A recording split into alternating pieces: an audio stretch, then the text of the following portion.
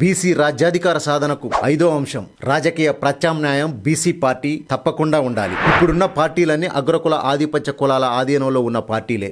ఈ పార్టీల ద్వారా మనకు న్యాయం జరగదనే విషయం అందరికీ గత 78 సంవత్సరాల చరిత్ర తెలియజేస్తుంది. అందుకే ప్రత్యామ్నాయంగా బీసీలకంటూ ఒక ప్రత్యేకమైన రాజకీయ పార్టీ రావాల్సిన అవసరం ఉంది. అది బీసీల అస్తిత్వం, ఆత్మగౌరవం, అభివృద్ధి, అధికారం కొరకు ఎల్లవేళలా పోరాడే పార్టీ అయి ఉండాలి. అదే విధంగా అది బీసీ రాజ్యాధికారం కొరకు ఎన్నికల్లో నిలబడి పోటీ చేయాల్సినటువంటి అవసరం కూడా ఎంతైనా ఉంది. ఇతర రాష్ట్రాల్లో బీసీలకు వారి రాజకీయ పార్టీలు ఉన్నాయి. తమిళనాడులో డిఎంకే, ఏఐడిఎంకే, ద్రావిడ పార్టీలు ఉన్నాయి. బీహార్, ఉత్తరప్రదేశ్లో ఆర్జేడీ, జేడీయూ, సమాజ్వాదీ పార్టీ లాంటి బీసీ పార్టీలు ఉన్నాయి. కానీ తెలంగాణలో బీసీలకు మాత్రం పార్టీ లేదు. ఈ లోటు భర్తీ కాకుండా బీసీలకు రాజ్యాధికారం సాధ్యం కాదు. కాబట్టి బీసీ పార్టీ అత్యవసరం. ఆ పార్టీ ఆర్థిక, విద్య, ఆరోగ్యం, పరిశ్రమలు, భూమి అన్ని రంగాలలో బీసీల ప్రయోజనాలకు ప్రాతినిధ్యం కల్పించే మేనిఫెస్టోతో ముందుకు రావాలి. బీసీలు కేవలం ఓటర్లుగా కాకుండా లీడర్లుగా, పాలకులుగా మారే దిశగా ఈ పార్టీ పనిచేయాలి. బీసీ రాజ్యాధికార సాధనకు 6వ కార్యాచరణ ఆచరణ ఓటు నుండి అధికారం వరకు. ఓటు కేవలం హక్కు కాదు,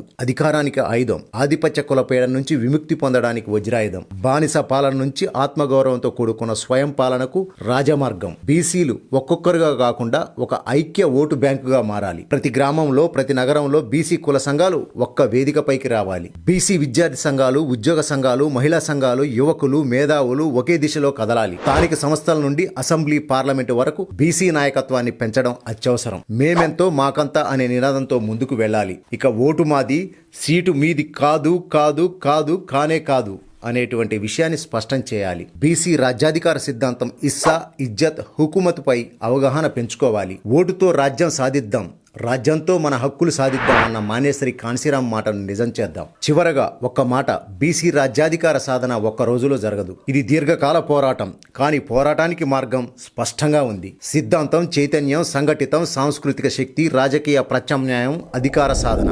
ఈ 6 మెట్లపై క్రమంగా ఎదిగితేనే మనం ఇస్సా, ఇజ్జత్, హుకుమత్ అనే నినాదాన్ని వాస్తవం చేయగలం. అది ఇప్పుడు సాధ్యం కాకపోతే ఇంకెప్పుడు సాధ్యం కాదనే విషయాన్ని గుర్తెరిగి పోరాడదాం. నవ్ ఆర్ నెవర్, అభి నహితో కభీ నహి అనే లక్ష్యంతో, రాజ్యాధికార కాంక్షతో ముందుకు సాగితే విజయం తప్పకుండా మనదే అవుతుంది. చివరగా ఒక్క మాట, వీఆర్కే అంటే వెలమ, రెడ్డి, కమ్మ కులాలకు వీఆర్ఎస్ వాలంటరీ రిటైర్మెంట్ స్కీమ్ ఇద్దాం. ఆధిపత్య కులాల దోపిడీకి చరమగీతం పాడుదాం. బహుజన రాజ్యాధికార బావుటాన్ని ఎగరవేద్దాం.